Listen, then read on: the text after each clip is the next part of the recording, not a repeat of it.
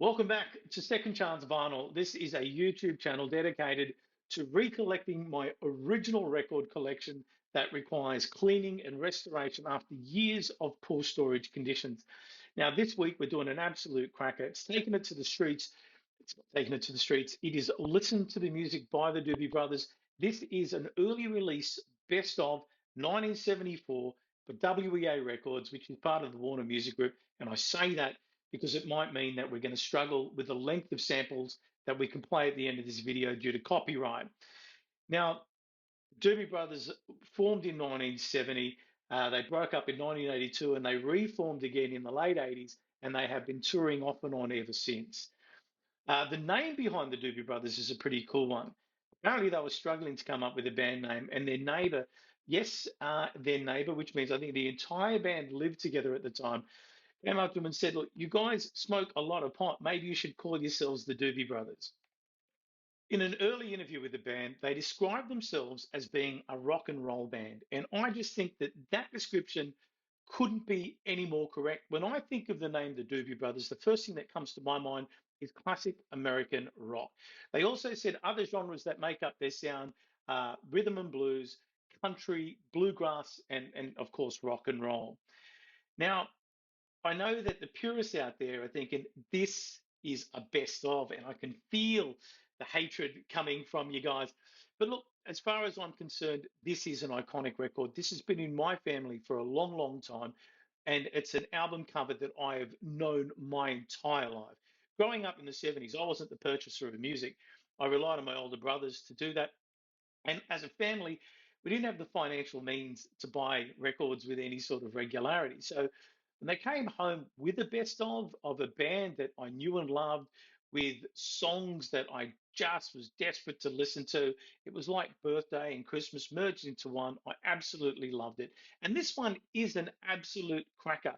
Obviously, it's got songs like Listen to the Music, China Grove, Jesus is All Right, Long Train Coming, Evil Woman. It's an absolute belter, and I can't wait to clean this one and play the record. As I mentioned, this is an early release best of, so you'll notice some of their classics like Taking It to the Streets, What a Fool Believes, and Blackwater are missing from this album, but it does have gems like Listen to the Music, China Grove, Jesus is All Right, Long Train Running, and Evil Woman, not to be confused with Evil Woman by Yellow, of course.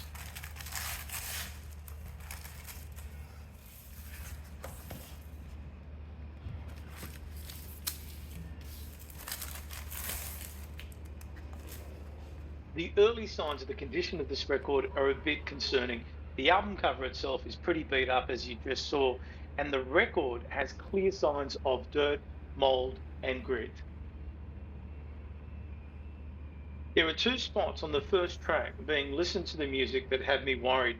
There's a long scratch across the song at the start, and right at the end, there looks to be a dent. So let's have a closer look under my new toy, the microscope.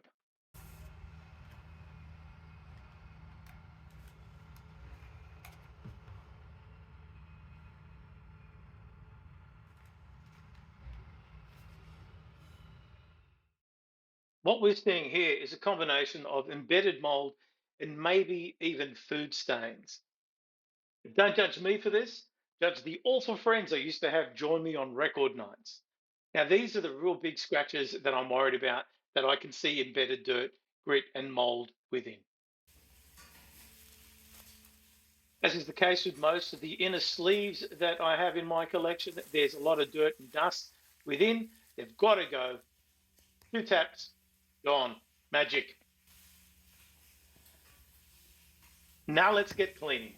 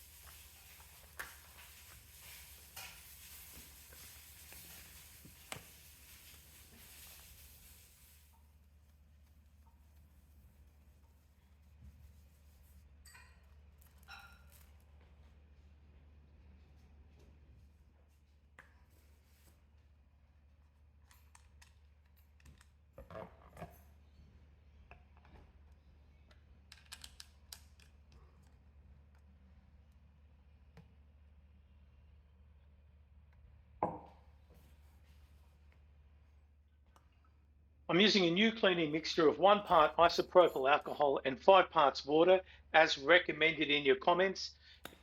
And I'm using a new brush, which is a facial brush from a pharmacy. It is so much softer than a baby's hairbrush.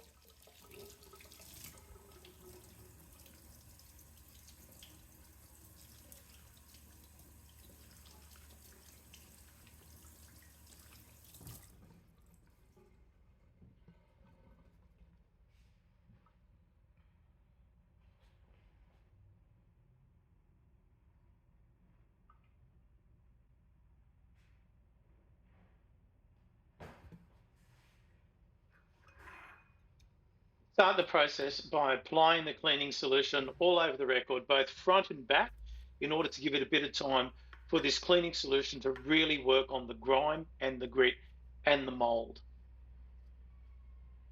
I then use this brush for the first scrubbing application. Because it's so soft, the idea here is to make sure that the cleaning solution has an even all over coating and gets within the grooves and starts removing any of the easier top lining filth.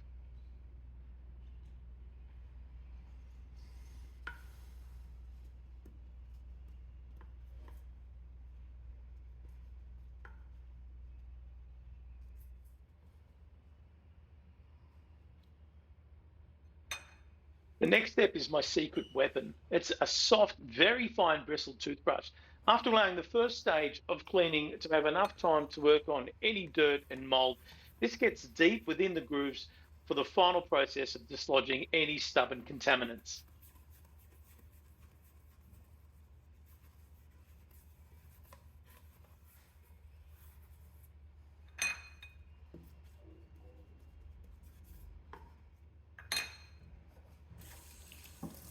I do a first rinse with tap water to remove the cleaning solution and all the dislodged filth that it's lifted.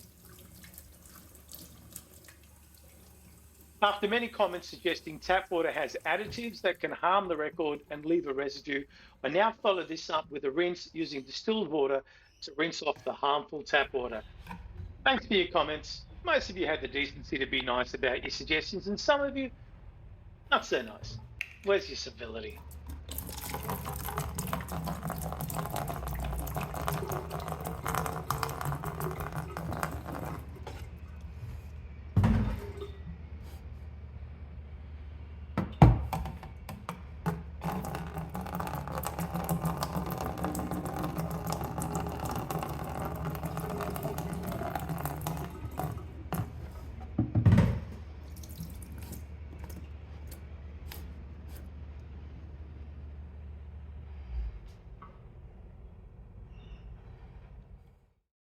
I use a very soft microfiber cloth to lightly dry off the excess water.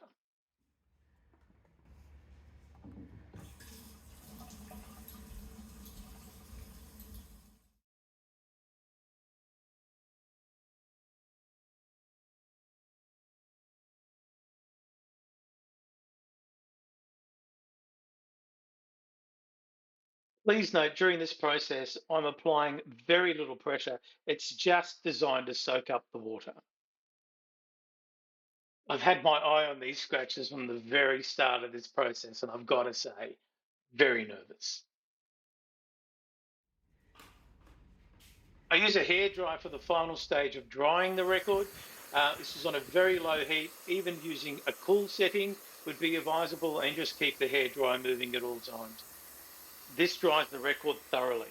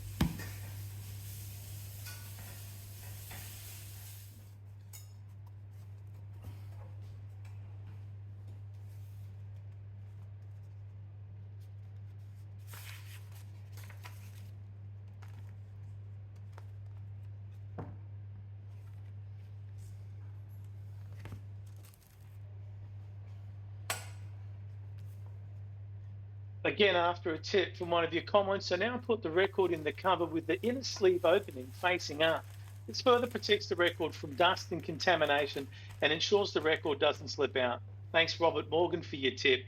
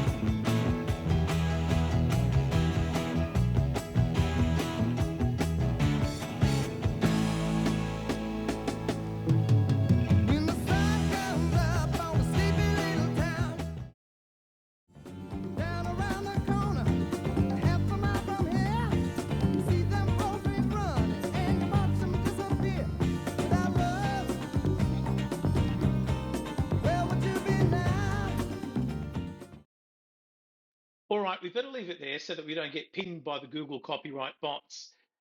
Look, it's a bit bittersweet, this one. I was really disappointed with the way that those scratches and that dent really takes out that first track, Listen to the Music, which is one of my all-time favorites. However, I am over the moon with the way the rest of this record turned out. Every other song is completely playable, and the sound is amazing for something that is nearly 50 years old. Like previous records that I've done, they are playable, and there is still a few little cracks and pops that you hear. This one really didn't have a lot there at all in the background. So I'm in love with this. And yes, it's been collected. Yes, it goes back into circulation. Look, if you liked what you saw here, please leave a comment, like the video. I do love to hear what you guys have got to say, by the way, whether it's positive or negative, and subscribe to this channel. That way you'll be notified the next time I upload a new video. Thanks for watching. I'm looking forward to doing the next one, and it is going to be a cracker, and I hope to see you next time.